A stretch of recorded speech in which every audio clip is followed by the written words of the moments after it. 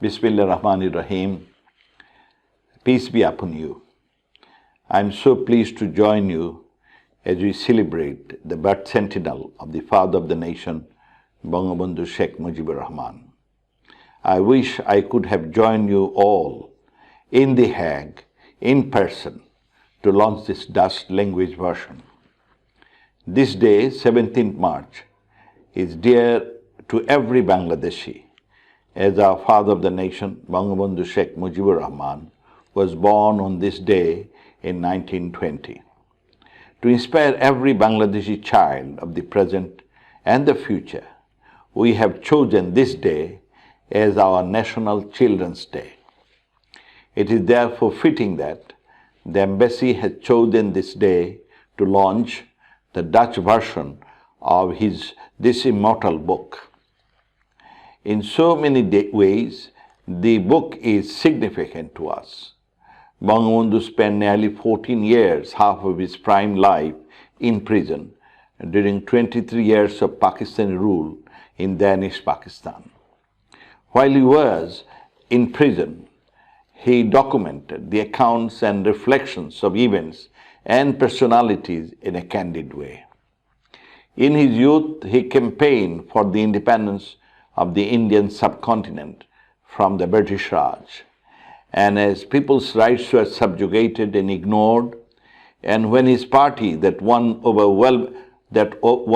overwhelming majority votes, yet he was denied of responsibility to lead the government. As a result, people of Danish Pakistan started a non-cooperation movement, and on 25th March 1971, when Pakistani military forces launched a genocide on the unarmed people of East Pakistan, he called for independence. And after sacrifice of 3 million lives and lots of destruction and sacrifice, Bangladesh achieved its victory on 16 December 1971. His grooming and emergence as a leader was during a period when the entire South Asia went through most tumultuous crises and times. People saw rise of quite a few unique leaders who transcended their times and lands. In his own journey, especially during the 23 years under Pakistani rule, he embraced the values of secularism, equality, justice, and pluralism.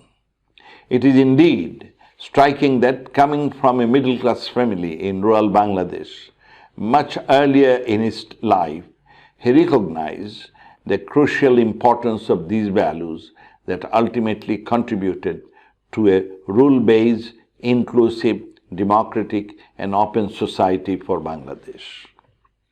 Equally noteworthy is the manner he embraced and balanced religion in private life, in cultural life of the nation, and in public affairs of the state.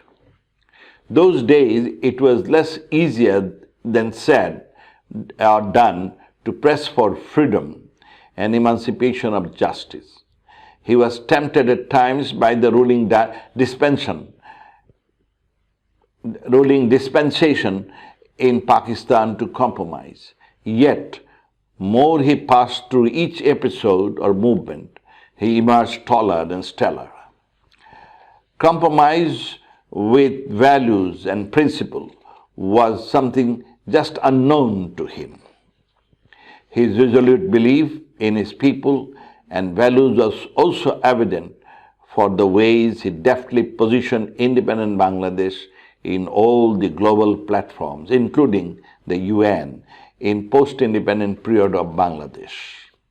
The more a reader may reflect, it would appear that Bangabandhu was ahead of his time in espousing and imagining crucial significance of value-driven society for its people and the nascent nation state. In so many ways, this memoir is just not an embodiment of Bangabandhu's personal reflections, rather a significant account of the ways our people and the state evolved, defying all challenges.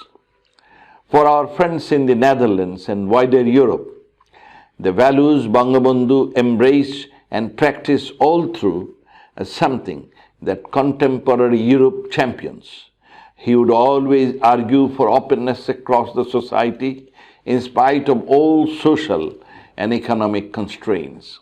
While Bangladesh lagged so behind right at the time of independence, that is why Bangabandhu could see eye to eye with the European leaders. That also secured uncanny trust and respect from cross-section of people in Europe, poets, philosophers, academicians, musicians, through politicians. In consideration of these, our embassy chose to translate this epochal work in Dutch language. Needless to say, with the Netherlands and the Dutch people, we share a unique friendship in terms of values, thinking on development, global approach to contemporary challenges like justice, inclusion, climate change. I would thus applaud our embassy in The Hague and our ambassador Riaz Hamidullah for the initiative to accomplish the Dutch translation of the unfinished memoir. Currently, his book has been translated in around 19 languages, including English, Chinese, French, Arabic, etc. Especially as they did in barely 8 to 9 months, even under COVID circumstances. Surely this book would stand as a fitting tribute to our ties and friendship with all Dutch people in the Netherlands and beyond. To conclude, I must also facilitate the LM publishers in the Netherlands for publishing and distributing the Dutch language version of the unfinished memoir of Bangabandhu Sheikh Mujibur Rahman. I also commend the publisher for launching the e-book of the Dutch version and making it available across digital platforms and marketplaces to wider Dutch-speaking people. Indeed, we appreciate the distinguished translator of the Dutch version, Dr. Arnoud Bodelman, for the so much sincerity, passion, scholarship with which he accomplished the entire work in barely 4 months' time. I wish you all a wonderful evening in this ceremony. Joy Bangla, Joy Bangabandhu, long live the friendship between Netherlands and Bangladesh. I would like to show you the book that has been translated, and you are most welcome to go through it. Thank you very much.